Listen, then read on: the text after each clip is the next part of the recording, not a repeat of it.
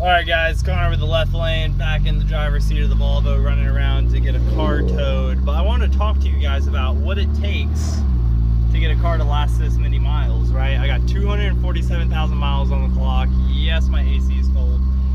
And these are the things you need to be doing to keep your car lasting as long as possible. A, don't buy anything newer than 2020, right? Everything, you know, really 2015 and up, things started getting worse. Plastic valve covers, plastic oil pans. We all know, you know, a lot of plastics. Things got changed out for a lot of plastic. So get something slightly older. Now, when you have something slightly older, change your oil. Every 3,000 miles, maybe 5,000 miles, right? Depending on your driving conditions. If you're doing a lot of highway miles and you're just constantly cruising at 70 miles an hour, maybe 5,000 is fine. But change that freaking oil. All right, change your transmission fluid. Every 40,000 miles, do a fluid dump and a filter change, right? You'll use about, you know, anywhere from 4 to 7, 8 quarts on a filter swap. Costs $200-300 if you can't do it yourself.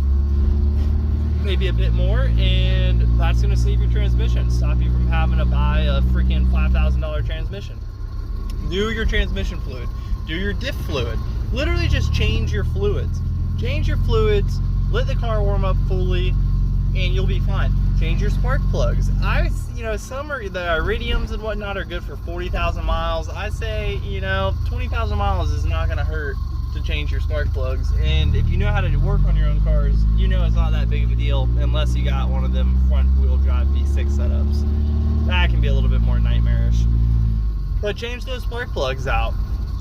Change your brake fluid out, and one that always gets overlooked a lot is changing your coolant out, man. Your hoses will last longer if you change your coolant out. Your gaskets will last longer. You won't get rust buildup inside the system.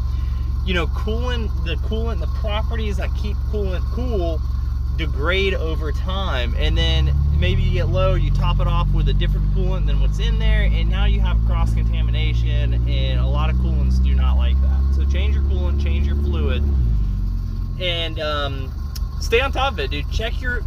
Pop your hood once every 2 weeks at least. You know, you don't have to be working on your car to pop your hood, to check all your fluids, to make sure everything's full.